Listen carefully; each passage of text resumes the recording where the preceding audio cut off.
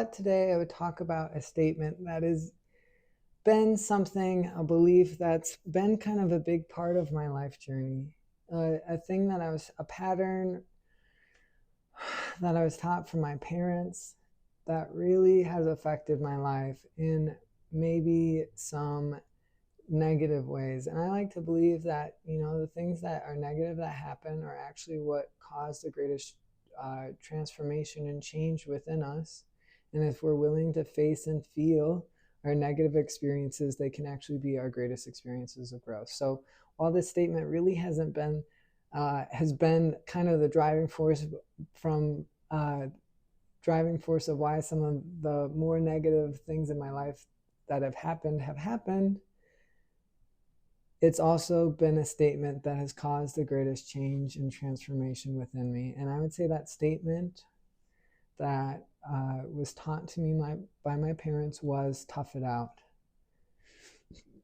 which I think comes from an innocent place of wanting our kids to be strong, wanting our kids to be able to push through things, which sometimes in your life you will need to have greater endurance, strength to push through things.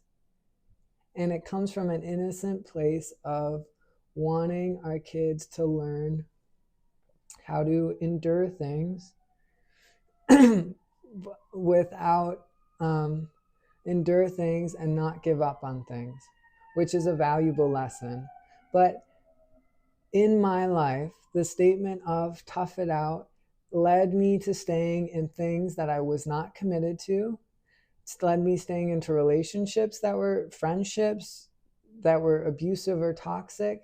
Still kept me in jobs that I was ready to leave. And usually what ended up happening is I either endured I endured abuse, my body got hurt, and it would force me out of the thing I was trying to tough it out in.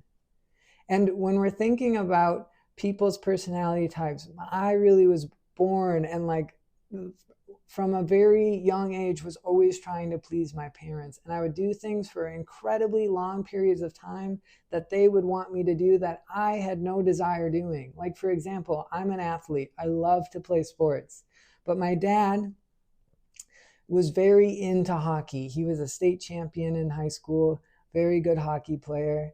And he wanted me to play hockey. And when I played hockey or I tried it out, I had no desire to continue playing hockey. It was not my sport. There's some sports that I'm naturally better at and some sports I'm naturally not that good at. And hockey is one of those sports I'm not that good at. And I really don't have a desire to be better at it. And, I think we can all think about in our life, there's certain art forms, certain types of sports that we're better at than others, or certain types of sports that we at least have a desire to be better at. And some people might think, well, isn't it like your preference of what sports you'd like to be good at and not be good at? And I would say it's more so there's some sports that you just pick up easier and they're more fun for you to play and you have a stronger attraction to them. And it feels like there's some activities that are just going to feel more natural or aligned with who you are, who you want to become than others. And hockey was something that never felt aligned. But I played hockey for years so that my dad wouldn't be disappointed that I didn't want to play hockey. And so from 6th to 7th grade, hockey was one of the main sports I played. And it was something that I was never one of the better kids. I was never one of the better kids on the team, except for this one team where we literally went 0-30. And on that team, I was like the best player or the second best player. And in that season, when we're going 0-30 and I would be in the car crying, Dad, I want to quit. I don't want to be on this team. And he would say, you made a commitment. And the interesting thing in that statement is you're only committed to the things you want to be committed to. And I never had a desire to be committed to hockey. And so when we think about the statement of tough it out, the real truth of when I need to tough something out and when I should let something go is, am I committed to this? If it's a career or a passion and the going is tough, is this something I want to do? Is the tough worth it? Is it something that up until this point, before it got really hard to become successful or to take the next step in whatever I'm trying to do with this career, or maybe it's even with a relationship, was I fully committed to it up until that point? Is this something I enjoy doing often?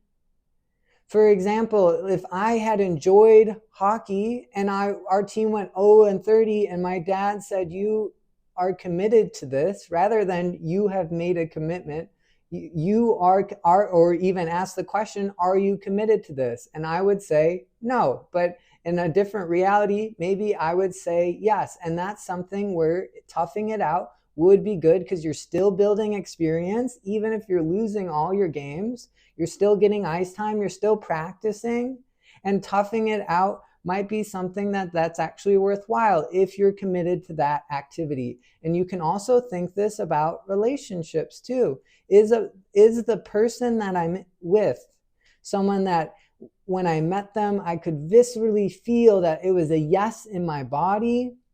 Someone that I love to spend time with, that I choose unconditionally, that brings greater joy, upliftment into my life, that helps me feel more grounded and centered, is someone that I'm so excited to continue to live life with. And even if we have a rough patch here and there, I'm willing to tough it out because this person is worth it, and I'm fully committed and devoted to this person, and this person feels healthy, loving, supportive, and respectful to me? Or is this a person where my body goes, I need to be in a different room than this person? And this is an example for romantic relationships too. It would be different if it's friends, but it to some degree. But if is it someone that in physical intimacy our body feels repulsed by them? Is it someone that we feel more comfortable with than we do feel passionate towards them, and they almost feel like a little brother or a little sister? Or is it someone whose comfort and passion in our life feels fully balanced? Is it someone who's consistently kind, loving, and caring for me? Or is it someone who does negative, like slightly puts me down, makes me feel like I'm not enough, makes me feel like I'm doing everything wrong? And a person who is loving, kind, supportive, who we choose unconditionally, who we feel fully committed to, even if there's a moment or two where maybe we don't agree on something, or maybe we're having a challenging time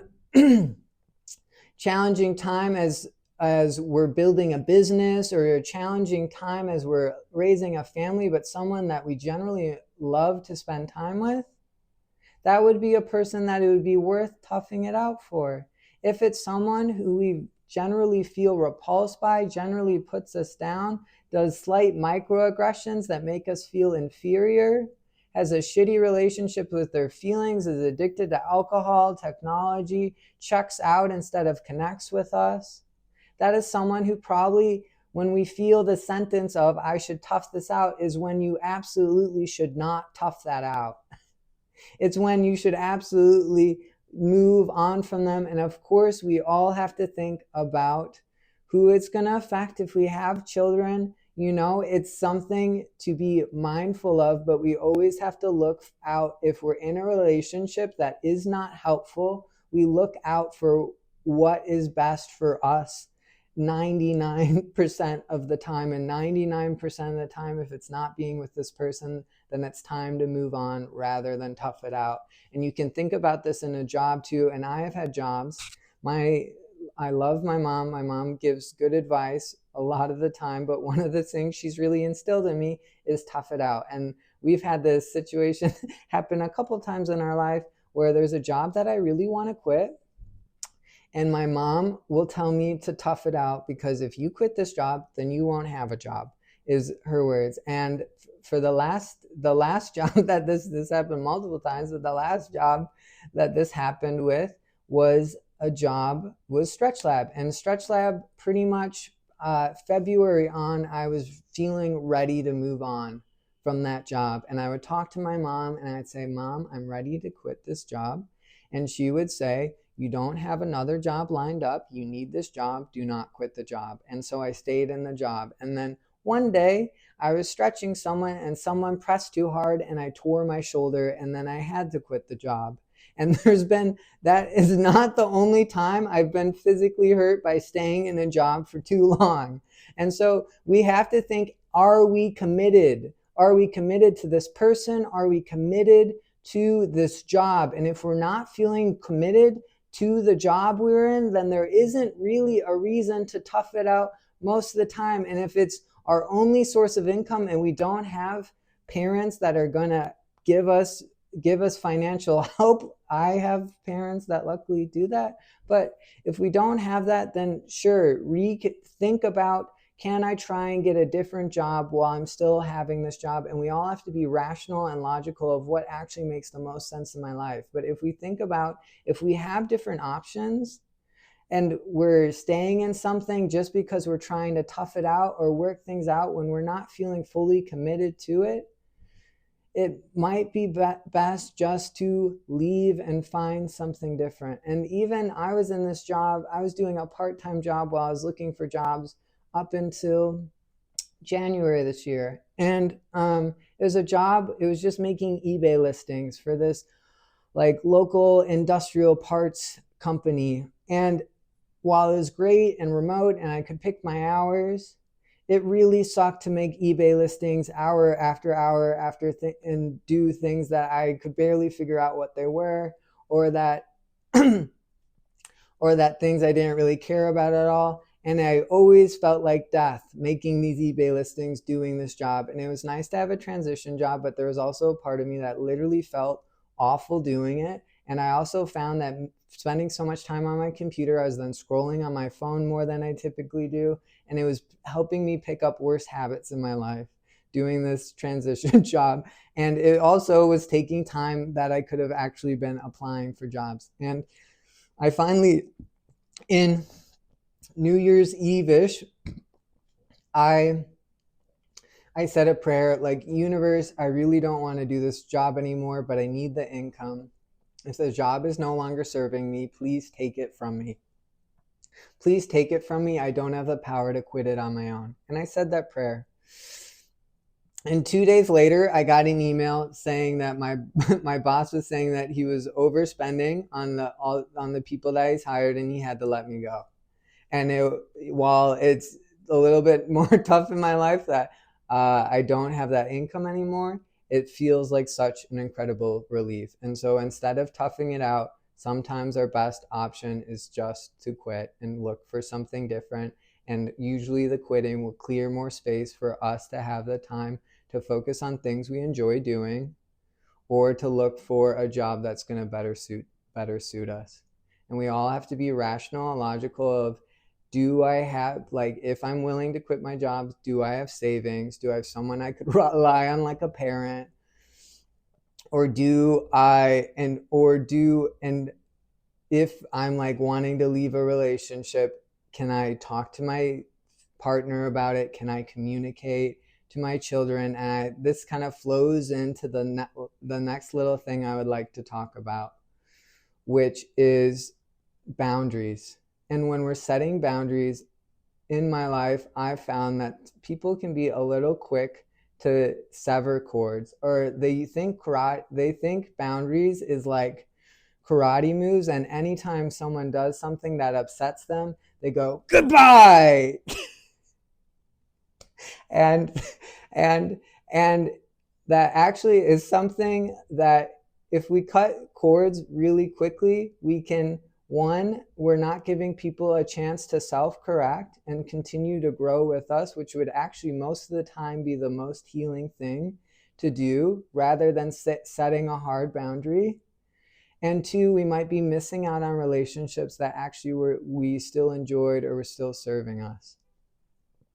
And so I'm a big believer in, if someone's doing something in my life, whether it's a friend, a partner, I let them know what they're doing. I say, hey, you're doing this, and this is causing hurt, harm, makes me feel really icky. And if you continue to make these choices, I'm going to have to leave, but I'm giving you a moment to self-correct. And then we move on and we see how that person meets us. Are they someone, or we don't even, and also it doesn't have to be so strict either. You also say, hey, you're doing this and this is hurtful and I would like this to please change. And then we see, does it change? And if they continue to do it and they ignore what we said, that might be a time to have a second conversation and say, hey, you're doing this and it's not changing and it's still bothering me. And if you can't change, now I'm going to move on from this friendship, from this relationship. And then we give them like a little bit of time. And if they keep doing it and they're not correcting, then we go, okay, I'm ready to move on from this relationship. And the thing I would say about this is, if it's like a partner, it is the best. Before we have the conversations of giving people chances, we go, is this someone I'm committed to, or is this someone I'm ready to let go? And if it's a friendship, I say majority of the time give people second chances, because in friendships we're less committed. Friendships, people will come and go in our life fairly regularly. There's less attachment. We're not so close to them heart-wise. We're not having sex with them, and so there's less of a push or pull, and there can be more leniency of someone's doing something that's bothering me, or they're going through a little tough time and they're not as kind. Maybe they say things that might be microaggressions every now and then. I can just give this person a little space and come back in like a month and see if things have changed, right? Friends, we can be a little bit more lenient because it's not someone we're necessarily going to spend our whole life with. But if someone's doing something that's bothering you, we have the conversation. We're saying, hey, this bothers us. This feels hurtful for these reasons. And I would really like this to change. And we give people the space to change and see if they can still meet us. Because sometimes, and this is especially something that's happened in my life, where people will go, that bothered me, that didn't feel okay, and they just cut you out of their life without giving you a conversation, without telling you why. And it can be incredibly hurtful. For example, I had a friend, one of my closest friend, still to this day, one of the closest relationships I've ever had, someone I truly loved, cherished, would have gone to the end of the world for this person, loved on the deepest level. And I was going through a rather tough time in my life, and I called this friend up and was just sharing vulnerably about the things that were happening in my life. And it was the deepest and most real and most raw, and it was a rather intense time in my life, and it was definitely one of the raw shares I've probably ever had with somebody. And I could tell in the conversation it was a little too much. And after the conversation, I would reach out to the friend and they'd be like, oh, I can't hang out. And then later on, they're like, oh, I feel like I really need space. And I was like, okay, I can honor space. Are we still friends or are we not friends? And they just said, I don't know. And I gave them space and reached back out. And when I reached back out, they just never texted me back, which was incredibly hurtful, brutal, and one of the most devastating things I've probably ever felt. in my life. It was like someone I literally valued as much as a sister, suddenly not talking to me ever again, and someone who felt like one of the closest it was one of the closest relationships I had up until that moment, and someone that I deeply, deeply cared about. And I had to grieve them essentially like they died, and it was awful. And I tried to reach out way too many times because I was just, it can be so healing just to know why. And if you don't know why, it's a lot harder on the other side, when people are setting boundaries with you, it's a lot harder to keep the boundary, because if someone sets a hard boundary but doesn't tell you why, you go, why isn't there a hard boundary? I don't know why there's a hard boundary. And then you cross the boundary because no one lets you in on why there's a hard boundary between you two. And so when we're setting boundaries, if they're friends, can we give people chances? If they're partners, we ask ourselves, am I fully committed to this person still? Or is this someone who's really I'm ready to move on from? And then we have the conversation.